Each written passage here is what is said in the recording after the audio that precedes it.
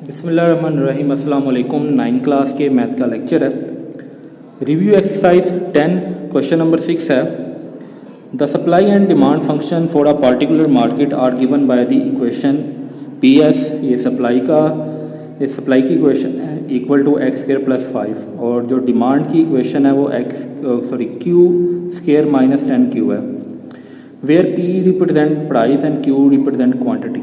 ठीक है, अब करना क्या है, sketch the graph of each of function over the interval कि Q is equal to -20 to Q is equal to 20। कह रहा है कि आपके पास एक सप्लाई की इक्वेशन है और एक डिमांड की इक्वेशन है। क्यू जो है वो शो कर रहा है क्वांटिटी को और पी शो कर रहा है प्राइस को। क्यू की वैल्यू कह रहा है -20 से +20 लेनी है, तो आपने इसका ग्राफ ड्रा करना है। तो देखें ज़रा, मैंने 10 का डिफरेंस रख लिया क्यू की वैल्यू में, -20, -10, 0, 10 और 20।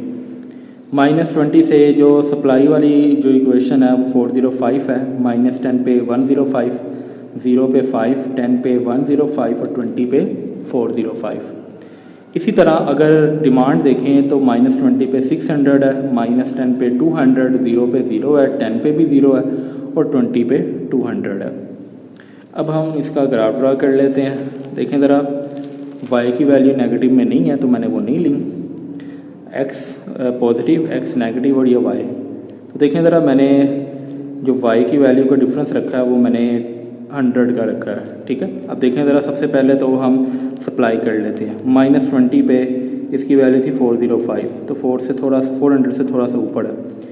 -10 पे थी 200, तो ये पूरा 200 पे आ गया। 105 थी सप्लाई। ठीक है, और 0 पे सप्लाई जो 5 थी, तो ये थोड़ा सा ऊपर यहाँ पे चला गया। 10 पे हमारे पास था 105 अगेन और 20 पे 405। तो इसको मैंने कर्व मिला दिया। अब देखें ना, ये फंक्शन जो थे ये उसके क्वाड्रेटिक फंक्शन थे, तो इसका ग्राफ भी कर्व शक्ल में ही बनेगा। अब आ जाते हैं डिमांड वाले पे। -20 पे 600 था, -10 पे 200 और 0 पे ये 0 था, 10 पे भी 0 था ये, और 20 पे ये था 200। तो इसको भी मैंने ऐसे पॉइंट्स को मिलाया, ये भी कर्व की सूरत बन रही है। तो ये एक डिमांड का हमारे पास ग्राफ आ गया। ठीक है जी, तो अब ये हमारा क्वेश्चन कंप्लीट हुआ।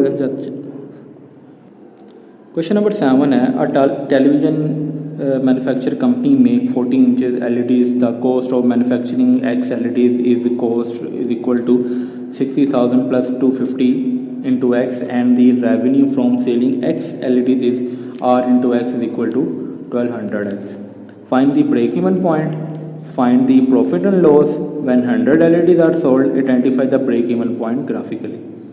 अब देखें ज़रा, कह रहा है कि कंपनी है उसने 40 LED बनाई है, 40 इंच की LEDs बनाई हैं, और उसके ऊपर जो X LEDs बनाने पे जितना ख़र्चा आया वो उसने इक्वेशन की सूरत में दे दिया। और दूसरा वो कह रहा है जी कि हमारे पास रेवेन्यू जो आ रहा है वो फिर आ रहा है 1200X, उसकी इक्वेशन उसने दे दी है।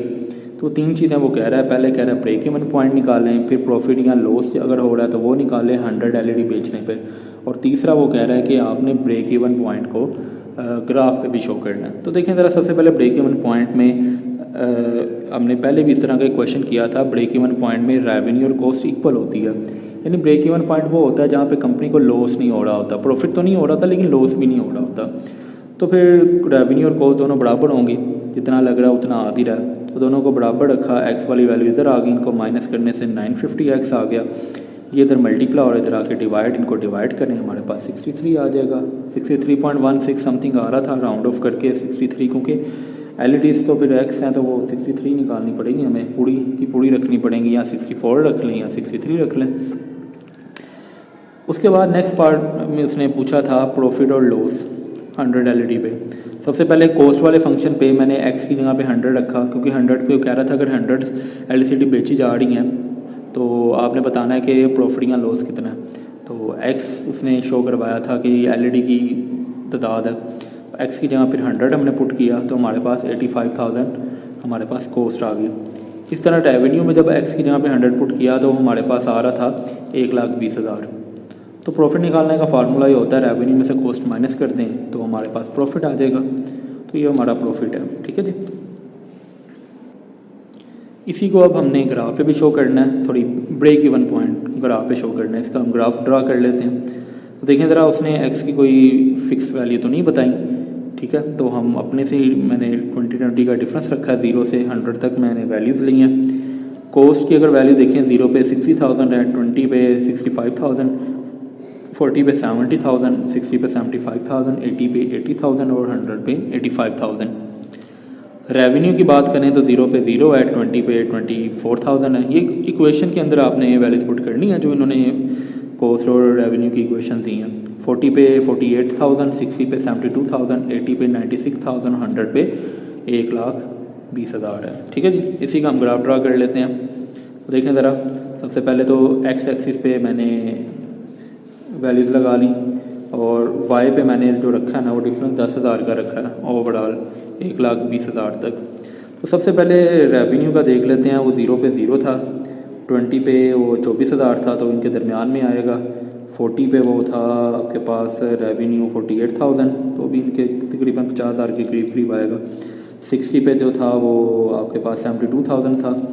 80 पे हमारे पास था 96,000, तो वो 1 लाख के करीब करीब आएगा। इसी तरह 100 पे वो जो था ना वो 1,20,000 था। तो स्ट्रेट लाइन बनेगी ग्राफ, क्योंकि लीनियर इक्वेशन थी तो स्ट्रेट लाइन आएगी। उसके बाद अगर हम उसका देख लें कोस्ट का, तो वो 0 पे था 60,000, 20 पे था 65, तो ये इसके दरमियान में आएगा। 40 पे वो था 70,000 और 60 पे वो 75 था, तो इनके दरमियान में। 80 पे वो था जी 80,000 और 100 पे वो था 85,000, ठीक है। तो वो 80 और 90 के दरमियान में, इनको भी मिला दिया। अब यहाँ पे ये वाला हमारा ब्रेक इवन पॉइंट है जहाँ पे दोनों आपस में मिल रहे हैं। यहाँ पे हम लिख देते हैं ब्रेक इवन पॉइंट, ठीक है जी। ये हमारा ब्रेक इवन पॉइंट आ गया। ओके, ये हमारा क्वेश्चन नंबर 7 कंप्लीट हुआ। उम्मीद है आज का लेक्चर आपको समझ आया होगा। अल्लाह हाफिज़।